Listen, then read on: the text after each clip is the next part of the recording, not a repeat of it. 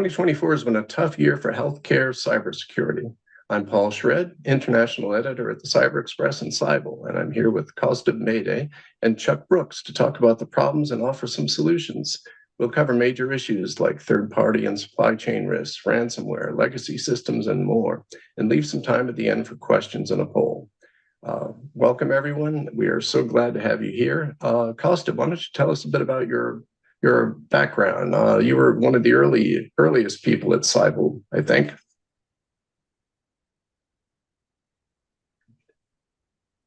Yeah, thanks, Paul. Hi, Chuck. Yes, my name is Kaustubh Mayday. I lead threat research and threat intel services delivery for Cybel globally. I've been one of the early entrants into Cybel, but previous to that, I have spent close to the majority part of my career really in information security, data privacy, across a variety of roles, such as consulting, audit, operations, managed security services delivery as well. And prior to my stint with Cybel, I was actually leading Cyber Defense Center operations and incident response for a large conglomerate based in India. Excited to be here and share my thoughts with you and Chuck. A very important topic, really, healthcare, cybersecurity. Yeah, and I would does a great job too, because I ask him questions constantly. Chuck, what about you? I know you mostly from DHS, but I know you've had a ton of roles. Yeah, probably too many. Yeah, thank you for inviting me, and I look forward to speaking with everybody tonight. Currently, I teach at Georgetown University in the graduate cybersecurity risk management program, and I developed my own course called Disruptive Technologies and Organizational Management. That is a lot of fun and rewarding. And I also have a consulting business, which I do on the side, and I'm author of a new book that just is coming out next month. It's already available on Amazon, called Inside Cyber, which deals with the new impact of artificial intelligence, quantum, IoT, and 5G on privacy and cybersecurity. So in my career, as you mentioned, I was with the Department of Homeland Security at its inception. I was what is called a plank holder. And I worked with the Department of Homeland Security of help creating the Science and Technology Directorate. I worked 10 years on the Hill prior to that for the late Center on Inspector on tech issues. And then in my private sector career, I was Vice President of Homeland Security for Xerox, and then a scout for cybersecurity technologies for General Dynamics Mission Systems. And I'm just very happy to be here and discuss this important topic. So we will get started. We were looking at Cybel data recently and saw that we had more than 800 ransomware attacks in the healthcare sector over the last 4 years. And the problem seems to have gotten much worse this year. So my first question, Chuck, let's start with you, is what makes healthcare such an attractive target? Well, you're right. Healthcare, according to the FBI, is the #1 targeted industry. And that makes sense for a variety of reasons. And the first and foremost, I think it came to our attention during COVID, is that all of a sudden, our reliance on hospitals and healthcare facilities, on pharma, on biotech, everything was doing research. All of a sudden they started getting attacked left and right, and with ransomware attacks, saying, give us the money in cryptocurrency or whatever, or we're going to shut you down. And of course, that involves a lot of liability. And the reason they were attacked is pretty evident, is because most healthcare facilities, hospitals, et cetera, don't put a primary focus on security. Their budgets were geared towards procuring medical equipment or supplies, hiring the best people. And so security has become an afterthought to them, and they've been paying the price. Now, it's changing gradually, but not quickly enough. And there are other factors too. A lot of these facilities use legacy systems. They're not encrypted. A lot of them are not even backed up. They're not segmented. And sometimes there's multiple disparate networks in there. One for the patients, one for the nurses and staff, one for the doctors.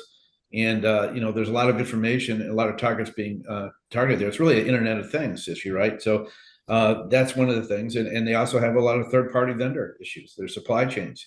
every product they procure, every medicine they have is usually goes through a variety of vendors.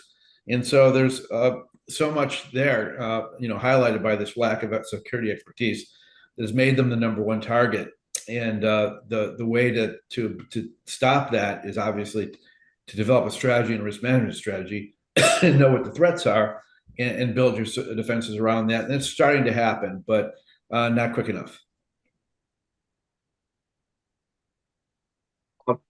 So what do you see here? Like, do you have data to show why the industry is such a target? Well, yeah, I mean, we've been actually tracking the ransomware threat landscape, quite closely, and in fact, we monitor close to 200 plus ransomware groups, independent ransomware groups. Obviously, we see ransomware groups coming up, going down, but what has really changed the threat landscape is, the democratization of cybercrime, especially on the dark web, and we see a large number of these threat actors offering point and click ransomware services, which is like on demand ransomware as a service platforms for any wannabe hackers to just come in, use a variety of attack tools and techniques which these platforms offer for a very very minimal cost, and also offer them all the mechanisms to siphon out funds, manage the whole ransomware monetary chain using crypto, that Chuck just alluded to. And I mean, for us, it's very very clear. We see the rise of data, as the new oil, really really making itself evident, especially in the healthcare sector. It's obvious that most of the healthcare industry today handles a lot of sensitive data of patients, individuals, including their medical history, their prescription history, their medical conditions, the health insurance, which in turn makes it very valuable for an attacker to basically steal this data and extort an organization. So, I mean, I agree with all the points that Chuck said, but also that the fact that the dark web cybercrime is actually fueling this industry, and the cryptocurrency gives you an anonymity to, be invisible and still continue to conduct these attacks. That's what also makes it much more difficult for healthcare sectors to counter these attacks.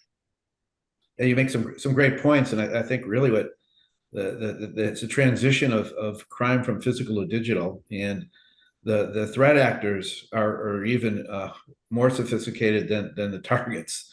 You have organized crime there now with a lot of these groups supported by, particularly by Russia, and then you also have the states, themselves: China, Iran, North Korea, Russia. And North Korea is actually funding a lot of its economy on ransomware. So it's a real issue for a lot of these hospitals, and many of them don't even report the fact that they've got attacked. We cited some of these stats earlier, but they just pay and decide not to get listed.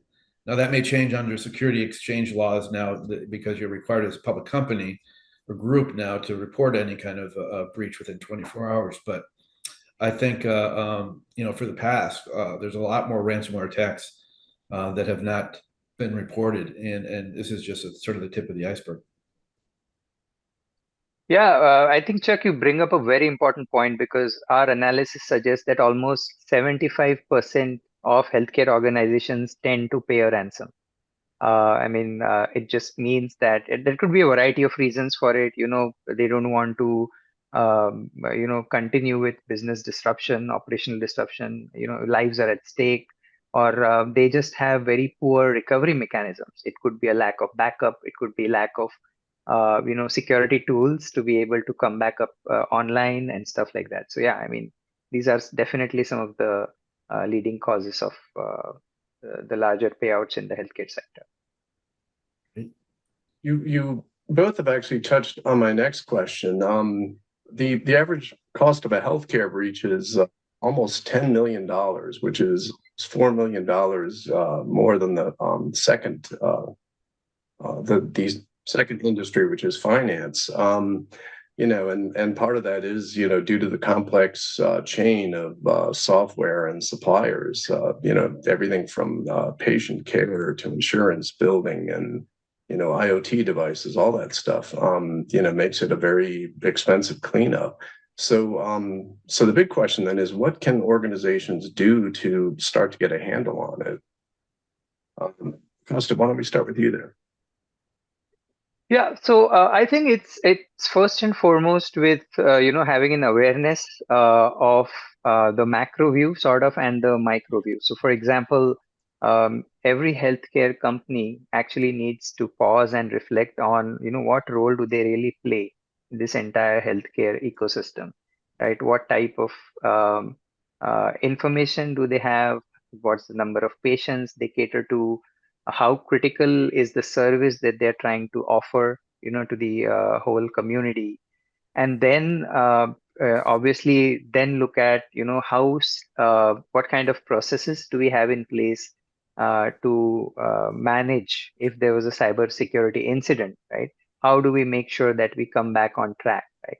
So obviously it all depends on every company's maturity on the cybersecurity curve. It also depends on each individual organization of how proficient it is in the cybersecurity operations stuff. But obviously, it all boils down to having a grip on what kind of systems do we have, what kind of data is housed in those systems, how secure are they, and also keeping a tab on what are the emerging threats to the industry or to my sector, and are we prepared enough to counter these? So I think that becomes the first step in the journey. That's the starting point.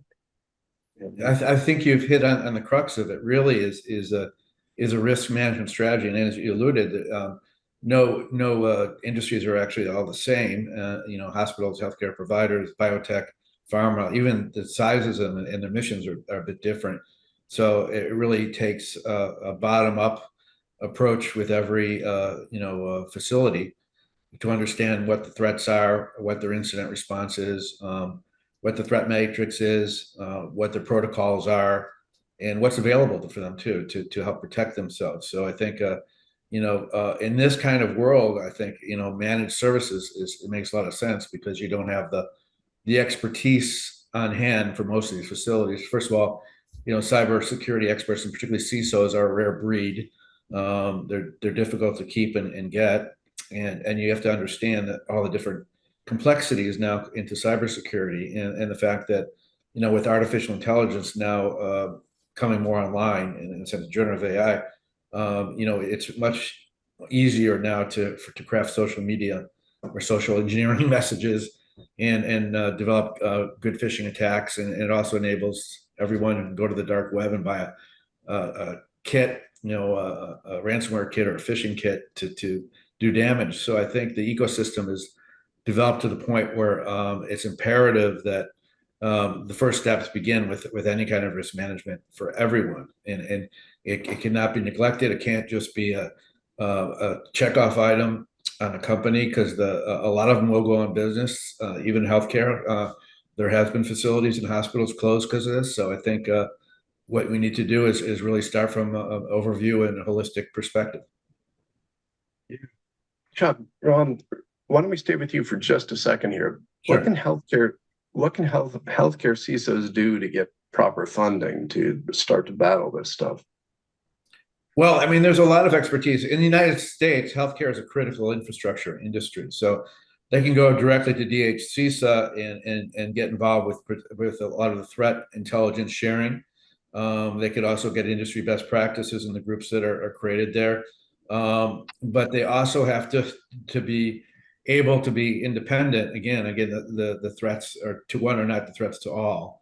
And they have to really look, to get state and local funding potentially, because you're dealing with people's lives, and there's a viable interest in a lot of the state and local communities to make sure they have the resources necessary. And there's also now to understand a lot of the technology is not that expensive comparatively to what you're preventing, but it's really a question of orchestrating it and knowing what to get. And there's a lot of outside groups that advise on this. I think even during COVID, there was a group of white hat hackers got together to help the hospitals and the healthcare industry protect themselves. So I think there are a lot of resources to take advantage of.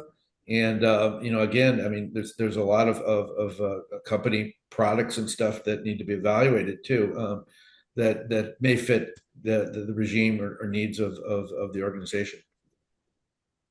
It's a good point. I know that SIS offers a lot of free services that they should be using.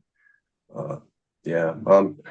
Costa, what do you see here? What are the things CISOs can do to get better support and funding to deal with these issues?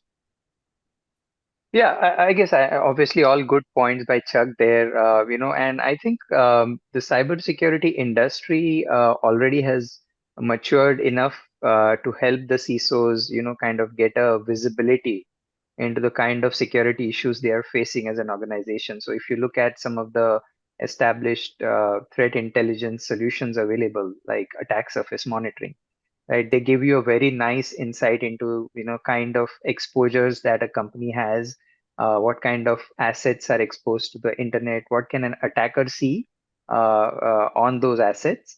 And, there is a lot of technology solutioning already available. CISOs just need to make the business case by, just engaging with specialist threat intel providers, consultants to do a initial assessment of the threat exposure, right? And then taking that as the base, make a business case by looking at there is a lot of, I would say, cybersecurity research published around cyber risk quantification as well. So, we already know what are the average ransomware payouts which are happening, what are the average, operational disruption durations, how much time does a typical organization take to get back on its feet after an attack. So a lot of these data points are already available in the public domain, and I think CISOs just need to put all these data sets together and then present a strong business case. And what you said about assessment is really important, because you really cannot develop any kind of strategy until you know what you have, what the gaps are, and what you have to defend yourself. So assessment's really a first step, and I really think that cannot be under stress. Let's go back to you for just a second here. What do you see as the typical entry points for an attack in this sector? It still comes to most typical of almost any sector, and it's usually still done through social engineering. There's zero-day attacks and other things that happen too, and there's been incidents, of course, with IoT attacks, and even distributed denial of service attacks against hospitals. But the easiest way for them is to get into some network is through an employee that just clicks on the wrong thing, and there's so many networks they can go for. So they usually go for the lowest hanging fruit, and they've been doing it. They can predict it, and they understand now with being able to do their reconnaissance on social media. They know who's who at these companies. They usually do a lot of whale fishing when they hit some of the executives, because they get to start from the top, and they're very good at doing it. So I think that comes down to also having the right defenses up front, like multi-factor authentication. The change breach probably would have not happened if they had strong multi-factor authentication. So I think cyber hygiene, as we're coming into October, which is Cybersecurity Awareness Month, is really an important aspect too for all the employees working in healthcare. Because everyone is a target. So if I have to just basically succinctly say it, people are still the easiest way in. Some of the most basic things are the things that they miss at times. Costa, what do you see as typical entry points for an attack?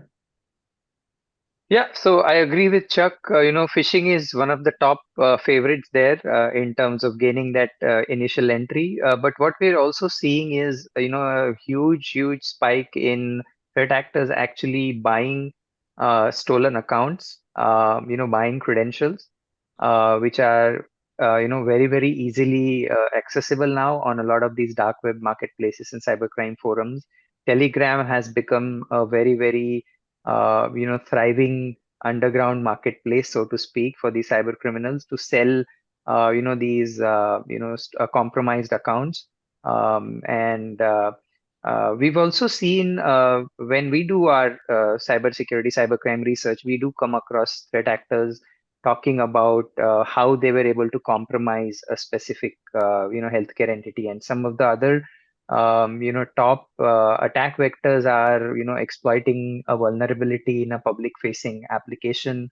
We've also seen cases where threat actors actually are able to analyze, public data breaches, which are published for free on ransomware leak sites or data cybercrime forums, going through these data sets and then identifying credentials. Because many of the times, these employees tend to store a lot of sensitive information like usernames, passwords in plain text in spreadsheets or in Word documents. And whenever this data set is compromised or stolen and published on a cybercrime forum for free, I mean, threat actors just usually have to do a simple search and they get their hands on these credentials. So, yeah, I mean, a variety of things, but I would say phishing, exploiting a public facing vulnerability, and stolen credentials. So, we've also seen a lot of threat actors use brute forcing of remote services, remote access services like RDP, SSH, etc., also to gain access, into a network remotely. That's also a popular vector. That also goes, what you're saying also goes right to the whole issue of ransomware. Should you pay or not pay? And a lot of these stolen credentials are victims. They share it, like you said, on the dark web, or they among each other. They'll here's a target. They just paid us. You can have it now, but you pay us now. So it's really become, again, more like organized crime. It's a shakedown. And so the debate, of course, that is a tough one to say whether you should ever pay ransomware. Both FBI and most law enforcement says never. But there's circumstances under healthcare where you don't want to put liability to the patients or compromise your operations. So I understand the dilemma. I don't necessarily endorse the fact that they pay, but it's just a reality of life. They're going to have to sometimes, particularly when they don't have any other options. Yeah, I mean, you bring up a great point, Chuck, because even our research points to the fact that there are a lot of repeat ransomware attacks on many of these firms. In fact, we have seen the same company getting a ransomware attack within 3 months of the previous one. And it could either be a different group or it could be a different threat actor trying to resell the data which was exposed in the previous breach. So I guess it also has to do with how good the company was in sanitizing their environment after the first attack. Because most of these attackers, they tend to leave some backdoor in their victim, and if the victim hasn't been able to do a proper job of their forensic, examination and elimination of the threat actors can always come back in or resell the access to another group, only to be, the organization to be targeted in a repeat attack later. So yeah, I mean, that's definitely a concern area for healthcare organizations. Have you seen any evidence of insider threats? I mean, does that show up in your research? I would say we did come across an instance where a threat actor actually compromised a business partner who had access to the healthcare company systems. And using that access, the business partner has privileged access to the IT environment, and that's how the threat actor gained access, and leveraged that to move laterally through the healthcare providers network. So yes, I mean, supplier access is also something that becomes very important. You could probably consider them as privileged insiders, or so that's also an attack vector to look out for. Yeah. I just want to stop and take a question from the audience right now. Someone asked, has there been any more insight done on the reason why the rural healthcare organizations are not utilizing the CISA funding that's set aside for them? I don't actually know the answer to that. I know that CISA does offer a lot, and I would really like to see everybody take advantage of it. But Chuck, is that something you've seen at all? Unfortunately, yeah. I mean, a lot of the you can only advertise it and push it so much. But a lot of these organizations, particularly the rural ones, are understaffed, lack the point person on security. And so they may not know of the capability, or they may not have the people to install it or use it. So I think, particularly the more rural you are and the less you have into the more sophisticated urban information flow, you're going to be at a disadvantage. So I can understand that. That just means that there should be more effort from the government and state and local to promote and push to those places. But again, I think they usually don't have the security person on point, and that's part of the problem. Yeah, I think partly one of the reasons could be that, if different units within the government interacted more closely on these schemes, say, for example, this funding information was actually asked during the tax filing process for an organization, that could serve as a reminder saying, hey, did you guys avail of the funding which was available, right, as a part of their annual tax compliance? So I think it's also more about not just marketing this kind of initiative outside, but also making the other departments within the government see how they can also promote such kind of initiatives intelligently. Yeah. And one other thing I just thought of, I mean, there are also, a lot of these require grant writers. We have to make a formal proposal and to get that money. And some of these rural places just don't have those resources. So there are some other factors too, but I think those all can be addressed. Again, the more interaction between government and the private sector, and particularly in the rural areas, the better.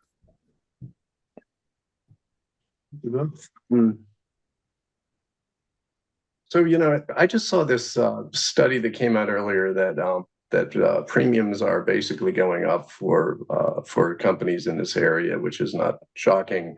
And we learned recently that cyber insurance doesn't cover everything we would like it to. So I'm just curious: is it better to spend that money on just making your security better, or is there still a role for cyber insurance here? Chuck, why don't we start with you? Sure. Well, the answer is you need both if you can, but the priority should be making your defenses more secure. And that's the first priority, because if you're more secure and you're not the easiest target, you're less likely to be able to have to use the insurance. So also, insurance is not an easy area for a lot of organizations. There's a lot of legalese in there. It's a changing industry, as you just mentioned. It's relatively a new industry for cyber, and because of the complexities in cybersecurity and the different types of attacks and the requirements to prevent those attacks, it's not easy to have a quick factor on what your liability should be or what you didn't do, whether it was negligence. So it's a much more difficult issue for insurance to get around, because they're in it to make profit, right? And they want to mitigate their liabilities. So but again, I think that's something to consider, and hopefully with more competition on the market, there'll be more, particularly for healthcare. But I think really the proactive focus should be on making sure your defenses are there, that you have encryption, multi-factor authentication, your data segmented, all the things you need to do, firewalls, because that stuff can be done. Your employees can be trained, and that, of course, would actually probably reduce your insurance premiums at the end anyway. Costa, do you see a role for cyber insurance still? Yeah, I mean, as a risk management guy, I would say you do insurance when you've exhausted all your options for, managing the risk in terms of avoiding it or mitigating it. And insurance honestly doesn't, mean that you're not going to have to do a lot of stuff that a typical company would do in terms of operational security. So, for example, over a period of time, cyber insurance companies have become a lot smarter at underwriting.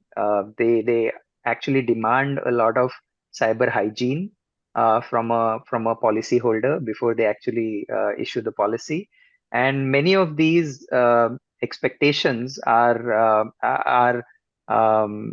it's like 101, security 101, right? And It also means you need to get better at patch management. You need to have endpoint security solutions which are updated, and you need to also report any kind of incident to the cyber insurance company, right? You have to also work with their empaneled security investigators. So there are a lot of onerous, requirements before you actually get hold of that policy, and you really need to go through the fine print of what the policy issuer is excluding for you, because they don't cover all types of incidents. So I would say you're better off investing decent efforts, resources in strengthening your cybersecurity posture, and then allocating a certain amount for that black swan event. you know so I would say a mix of both would be prudent, rather than one over the other. Yeah, that's a really good point. Um, you know, when NHS London was hit by a ransomware attack over the summer, they lost 96% of their lab capacity. Um, what can these companies do to get ready for something like that to happen to them? What does a good business continuity plan look like in the healthcare sector? That's kind of a tough one, and I think I'll give it to Costa first. No, I guess I think it all boils down to scenario planning. It boils down to incident response plans. Those drills, which you need to keep looking at emerging threat scenarios. Asking yourself about what happens if this incident were to happen to my organization, right? And then continuously updating those operational continuity plans, so that you can stand up online even after you're hit by a cybersecurity incident, because it's just going to be a matter of time when your organization is going to be hit, right? No sector or company is going to be immune. And looking at the current frequency of ransomware attacks, every organization should be prepared, to suffer such kind of a data breach incident or a ransomware attack at least once in every 3 years. That's what the data says. So it's all about planning in advance, and building your cyber resilience in terms of maturing your patch management practices, making sure that your basic cybersecurity hygiene controls are updated constantly, so that you don't become a sitting duck for an attacker, right? So try to reduce the chances of you getting hit using a relatively simple attack. So security awareness training for employees, making them aware about emerging phishing techniques, right? Doing phishing simulation tests, improving the overall security awareness quotient of organizations. These are some of the things that companies need to do as a part of planning for such an event. Chuck, what do you think about companies getting ready for the worst? What should they have as a backup plan?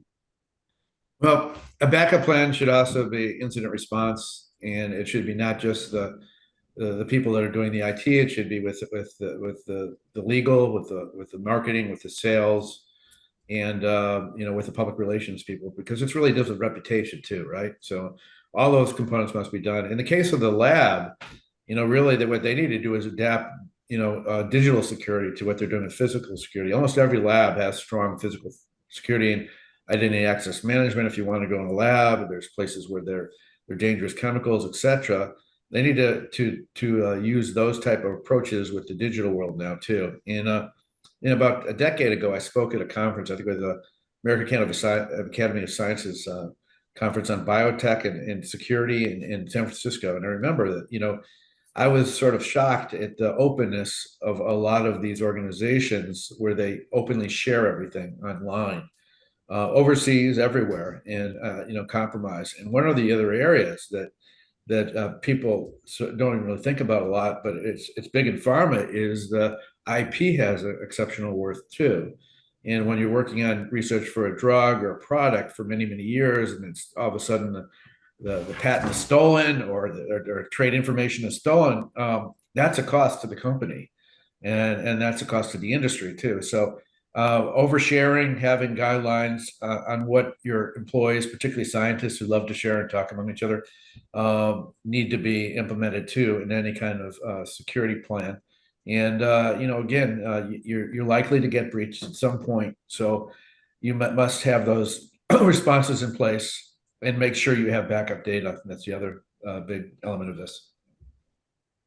Yeah, and Paul, I just wanted to pick up on that point which Chuck said about backups, and this is something which was real surprising because we've helped clients respond to many of these ransomware incidents, and we found that while clients had some backup software and they claim to be taking backups, I would say almost 80% of the companies had never tested those backups. So when it was time to restore the data from these backups, they sometimes found that either the backup copies were corrupted or backup was incomplete. And despite having backup technologies in place, some of them still ended up paying a ransom. So I think regularly testing for backups, restoring those and making sure that your IT team is able to bring a system backup online during normal test phases, that becomes very critical. And in fact, there is this new technology now which is available, which is immutable cloud backups, where once you write backup to this particular media or service, it cannot be tampered with, because many ransomware groups have been known to actually access even the backup copies and delete them, so that companies cannot recover the data back from these backups. So I think immutable backups, periodic recovery, testing, and restoration of backups also is a very important strategy as a part of the business continuity plan. And I like what you mentioned about the cloud too, because on-prem is often more difficult for a lot of these organizations and hospitals to manage. And cloud security has gotten much better. Of course, you have to monitor it too, but to have operations in the cloud takes away at least a lot of the attack surface and targeting that you might have initially from organizations that don't understand security well. And you do get the expertise in some of the cloud, but again, it's also buyer beware. Make sure that your information's not shared with someone else, and there's different degrees of security in the cloud too. Yeah, you touched on testing these plans, and that's a really good point. When you go to a manual process, it's going to slow you down quite a bit. So I was actually wondering if that could almost be a selling point for CISOs to take to the board.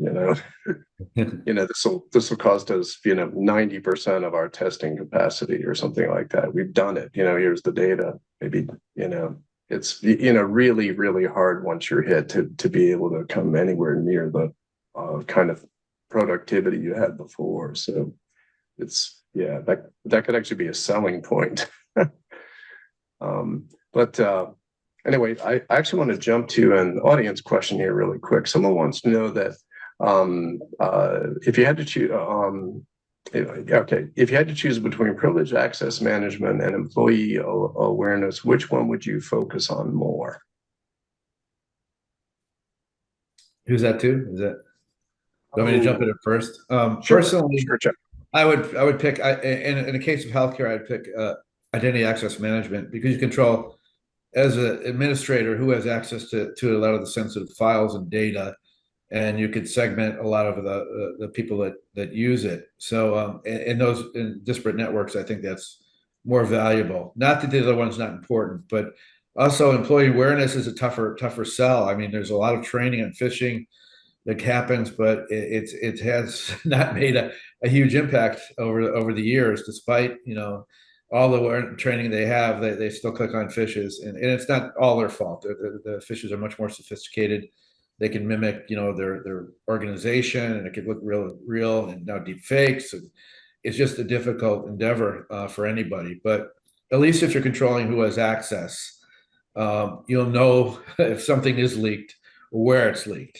And you should actually, under a zero trust mandate, know what is connected to your network anyway. You should know what devices and people have access where, and what levels they have. So I think that's a really important thing to stress. Costa, do you have any views there on PAM versus training? No, I agree with Chuck, and part of the reason is because automated controls are always better than manual administrative controls because they are much easy to audit. They can be integrated with other systems, and they work predictably most of the time.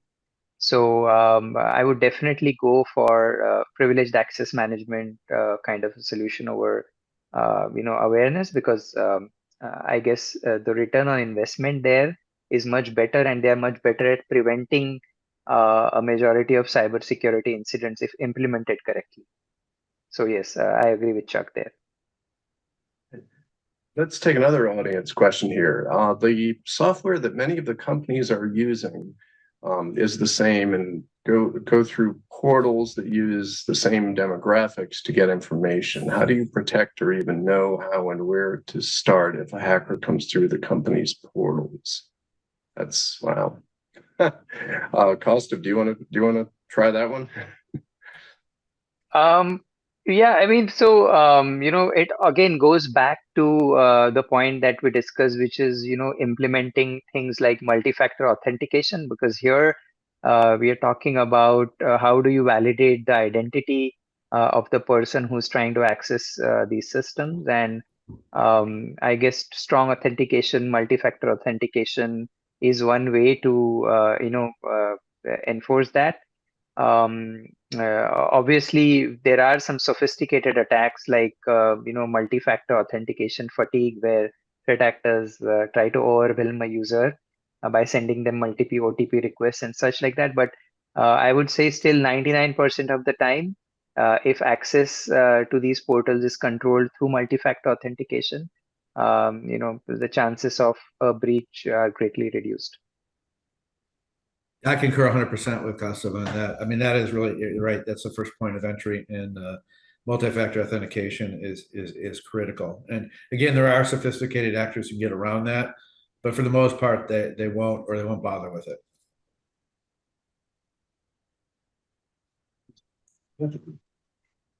Another audience question here. What is one of the major reasons healthcare organizations are increasingly targeted by ransomware attacks? I think we kind of touched on this first, Yeah. but Because they pay. They're, it's like where the money is, where the bank robbers went, the banks, healthcare organizations have for years, they did, like I said, they don't have the security in place. They don't have the expertise in place, and they need to stay operational because they have liabilities, they have patients, and therefore they pay. And the criminal hackers know this, and they know that's why they're the number one target. Yeah, and the regulatory pressure which comes with it, right? So every healthcare company has to comply with the HIPAA regulation, and there's obviously fines for every violation, which could go up to as large as $1.5 million. So I mean, it's a mix of multiple factors, like Chuck said, the valuable data that healthcare companies handle, the lack of resources, regulatory pressure, legacy systems that you brought up, which are difficult to patch and secure. Because I mean, consider a situation where you have a patient monitoring system in the ICU.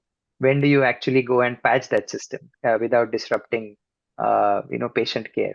So I mean, these are some of the practical challenges which increase the susceptibility of the healthcare sector for ransomware. Yeah, excellent points. Actually, we have a couple more audience questions, so I'll just stay with those for now. What can healthcare organizations do to reduce the impact of zero-day threats? That is a tricky one. And Costa, I think I'll start with you there because that's one of your strengths. Yeah, so I guess it's a mix of continuous monitoring. So I alluded to the continuous threat exposure management or attack surface monitoring capabilities, where you kind of continuously discover what your assets are, what assets are exposed to the public internet. Today you have technology which can alert you if there is a critical vulnerability which could be which you are exposing on one of your servers or applications, so that you can get alerted and you can do a quick remediation exercise. But in addition to that, you can always look at other controls like, for systems which are difficult to patch, maybe you should look at options like application whitelisting using host-based security solutions like, host-based IDS systems, host-based intrusion prevention systems to kind of reduce the attack surface and prevent an attacker from, you know, gaining access. Um, uh, I think Chuck brought about the point of network segmentation, so segmenting IT networks from patient critical systems and not allowing, open access or broad range of access from these networks. I think these are some of the things, that come to mind while securing this infrastructure. Chuck, maybe you want to add something. Yeah, no, I think you hit all the main points. I just think it shows the importance of having a CISO with some cybersecurity expertise within the organization, or having a managed service, because these threats are complex, they're continual, and they're happening every week. So if you don't have the resources or expertise to stop them and do all the things you just mentioned, you're going to create a vulnerability that will probably be exploited at some point in time. Yeah, and with threat intelligence nowadays, which is available, you do get visibility into which vulnerabilities are being exploited by attackers. Which vulnerabilities have have an active exploit which is up for sale, which means that companies need to prioritize those patches. So using this threat intelligence or vulnerability intelligence, to inform your vulnerability management program, that also could be one of the potential solutions on reducing the risk of zero-day threats. Good points. Thank you both. Yeah. One more audience question. What is the best strategy to help healthcare organizations protect against supply chain attacks? That is a tricky one. Chuck, do you want to start there? Sure. I mean, supply chain attacks are difficult depending upon how many vendors you have. It's really up to the prime to have visibility into the vendors, their networks, to make sure they're following the right protocols. You can require pen testing, if they're going to be a partner. Of course, you can't make it too expensive because a lot of these are small companies, but you really have to continuously monitor them. That's the other thing, because they are avenues of attack, and it's been done in every industry, not just healthcare, and security and aviation. This is the main way that a lot of the adversaries have got through, is through down the line in the supply chain. And it's also now the attackers are using AI to discover these vulnerabilities or gaps in networks and in supply chains. So it's even more of a challenge. So the threat intelligence is really important to pass on to those vendors. Really, really critical. But you have to have protocols in place. You have to have you have to have encryption, likely, if it's something that may be sensitive. There's no one size that fits all, but a very difficult challenge in one that's being exploited daily by the bad guys. Yeah, I mean, just to add to that, you mentioned threat intel, Chuck, and we do work with a few mature customers who have identified critical vendors, for their business, and they have actually availed of supplier risk or supplier intelligence monitoring, where the tools and technologies and services are available to let you know if one of your vendors is breached, or if their access or database is out for sale, if there are any critical credentials belonging to the vendors which have been compromised. So the whole threat intel service which is available for an organization is also available to cover their third party vendors. And I think organizations who think that it's a critical risk item for them should definitely consider threat intel for their supply chain. Yeah, I think it's a critical risk to every healthcare operator. So that looks like a great service. Yeah.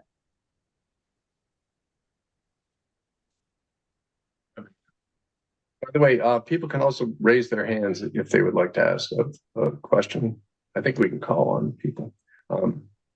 Anyway, what steps are we taking for application security, and what steps do we take to prevent employees from downloading non-compliant applications to their laptops and/or corporate issued devices? Kostub, let's start with you there. Locking down Yeah. laptops, I guess, and devices is the theme. Yeah, I guess I think now the endpoint security industry is mature enough to kind of help you implement some of these controls. So you have solutions like browser isolation available, where even if an employee clicks on a fake application or a phishing link by mistake, the solution actually uh, isolates the machine from this malware and prevents the machine from getting infected. Application control lockdown is also some of the security options which are available, which prevent users from installing unsanctioned applications on their endpoints. Making sure that you don't give administrative access to all the employees, restrict administrative access to a few users within your IT department. I think these are some of the cyber hygiene controls which are very effective at limiting these threats. Also, it's worth exploring a secure web gateway solution, which kind of helps you block access to some of the suspicious domains or newly registered domains, which are mostly used for carrying out these phishing attacks. So this kind of also helps reduce the chances of a user clicking on a suspicious link and getting infected. So it's a combination of network security, endpoint security tools, and administrative policies to manage the problem.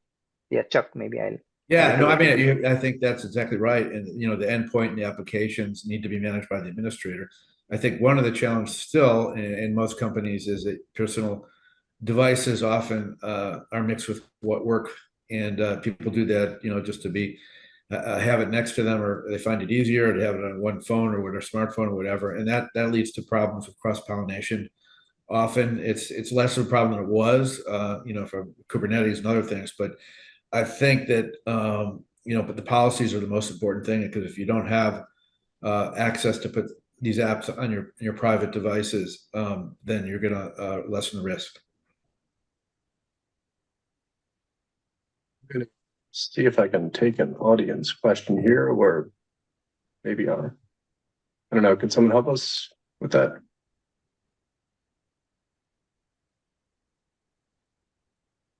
I think Alan has raised his hand. Yeah, Alan, can we? Hey, can you hear me? Yes, we can. Great. Hey, thank you very much for the opportunity. Really.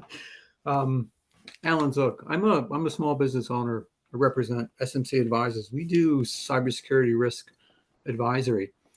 One of our challenges is getting in front of the right contacts within the healthcare system to educate them on, hey, not everything is good where you think it's good, and not everything is going well. That's how you think it is. Because I mean, I can read about breaches all day long, particularly in the third-party arena, which is one of the areas we go after. We don't provide technology. We evaluate, is your solution doing what it's supposed to be doing? And are you on top of it? But our challenge is finding the right resource to bring them up to speed or educate them. Any tips? Pointers? Yeah, I could offer a few. You're right. I mean, oftentimes at a lot of these healthcare facilities and hospitals, the CIO is more involved with procurement of the budget for the medical equipment and the other operations rather than cyber.